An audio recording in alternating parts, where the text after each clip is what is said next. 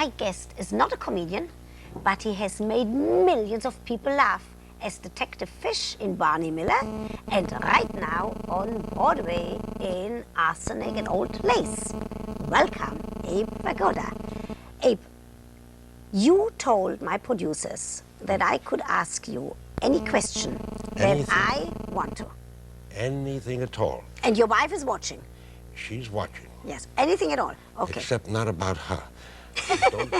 Just about you. Anything else. Okay, except, let me ask you. Yes. Is there such a thing, since I talk a lot about sex, is there, look at the face, don't get worried. I'll ask you something that you can answer. No, I was born this way.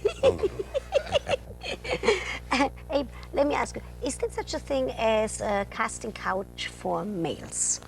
Is there a casting couch for males? Which means, do males, I'm not mean necessarily you, but do male actors also have to do certain things in order to get a big part? I never heard of such a thing. I've never had a producer say, would you sit on the couch?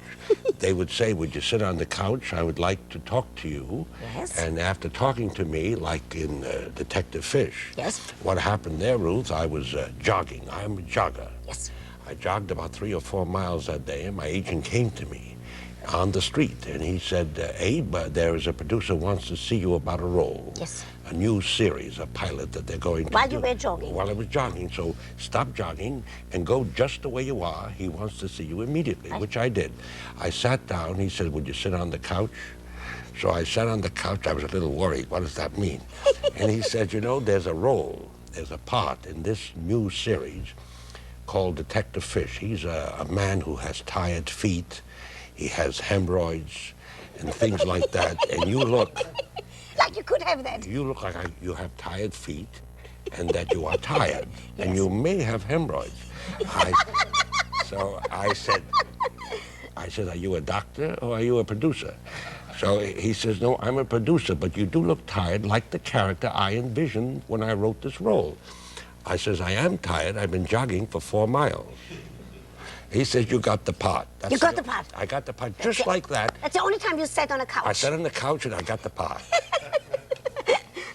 And you did that for quite a while. Now, I understand that you have always been like a character actor, which means like not the leading part. Were you ever jealous of those leading men, of those Burt Reynolds and all of these people? No, not at all. You see, I have my own categories. Yes, let me there is no such thing as a character actor, leading man. If you are the lead in the play, or if you are the lead in the movie, yes, or if you are the lead, such as I had in my own series, Fish, right, then I am the leading man. Right. So it doesn't matter the categories that the others and the critiques. In other words, you don't have to look like Clark Gable to be the lead today. Certainly not today. So that's my definition. That's great.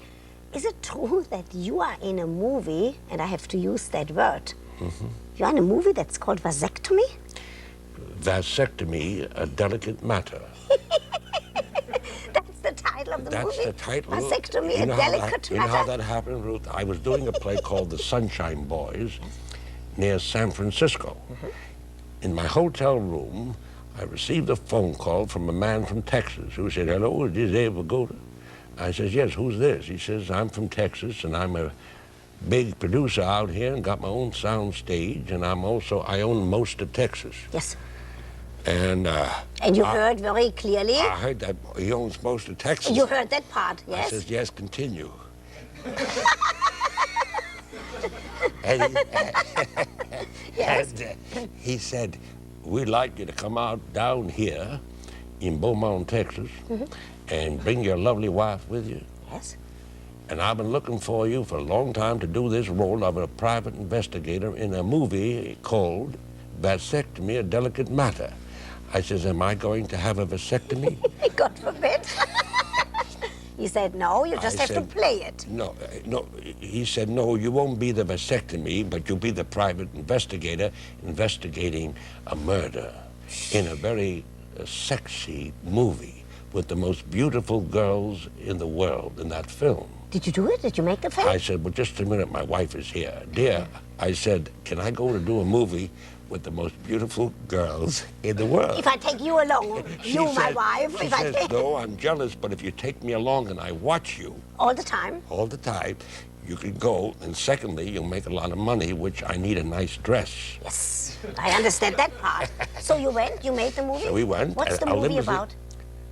A limousine? Now tell me first. A Well, limousine? it's really about a man, I can't tell too much, but a man who has so many children that his wife he decides that his wife should have a vasectomy. Who has the vasectomy, the man or the woman? Both? The man. God forbid, the man. The man. So she says to him, you're making me so many babies, I insist that you have a vasectomy. Yes. And that's about the idea of the story. But then there's a murder, several story lines in it.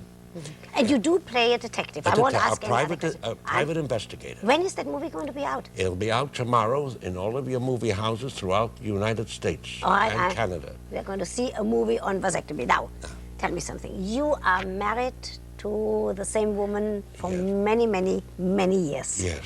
And which is not the general practice in this country among your colleagues, actors, and Hollywood. Yes. What are the ingredients? What good advice can you give us? Well, first thing is, I must add immediately that it is almost impossible for two people to really be compatible 100%. Correct. Because the woman comes from a different family and a different upbringing, and the man has the same. So to mesh this partnership is almost impossible. If you find it, it's a miracle. So if you see a divorce, don't be surprised. It's only natural. If you see a second divorce, don't be surprised either. It's second time natural. Second time. What happened in your case? In my case, I was lucky. She was just perfect for me. She was not in the theater. She's more or less, she was an accountant, my wife. Never met an actor in her life. I know what you're saying because my husband is an engineer. And if he would be on television, I don't know what would happen. Sparks. Yes. So, That's very interesting. So it's a so she different went out, world. excuse about your husband, but she went out with engineers. She went... I'm going to find out, Abe. She went out with engineers all her life. She went out With accountants. with attorneys, with doctors, you name it. Mostly professional people. That's where I met her, in a professional group where there were no actors. I wanted to get away from the theater. So I went to a little group in San Francisco. I was doing a play there at the time. And there she was, a discussion group. And she was there. And I was a young actor then, and I didn't have much. I lived in a little room in San Francisco. And I said, how do you do? My name is Abe Vigoda. And she said, my name is B. And I said, where do you live? And she told me. She says, can I give you a lift? I said, a lift? She had a car. She had a beautiful car. I said, not only can you give me a lift, I'll see you every day now. She had the most beautiful car indeed. And so my work there became very enjoyable, having a friend such as B, and transporting me around San Francisco and the other suburbs. And after a while, we fell in love, and I went back to New York after completing the engagement. And she says, I will follow you to New York. I will drive 3,000 miles, and we'll get married in New York. And she said that. She did, and she did drive every 500 miles. She stopped the car, stayed at a motel, pick up the phone and say, to me in New York. 500 miles near. Every 500 miles she would call for 5 days. And then she arrived in New York and we got married. And that's the story of my wife and my... And we're very compatible. And I would like to meet her one day. Oh, yes. I'm sure she would like to meet you, Ruth, very, very much. I really would enjoy that. Abe, thank you so much for being here. What a pleasure to talk to you. It's a pleasure to be here.